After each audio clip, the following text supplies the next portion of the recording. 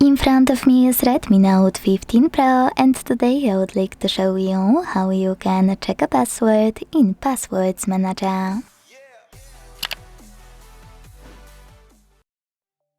Start by opening Settings and scrolling all the way down to hit Google.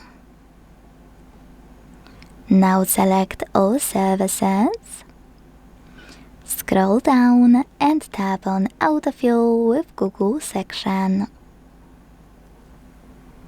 Finally, pick Google Password Manager and select any password you wanna check. Enter your screen lock. Tap on this eye icon and this way make your password visible. Quick tip: if it's too long for you to see here, you can either tap on the copy button and then check it out,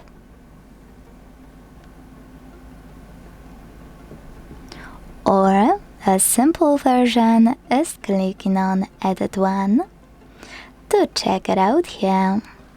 Thanks so much for watching. If you enjoyed this video, leave a like, comment and subscribe. Bye!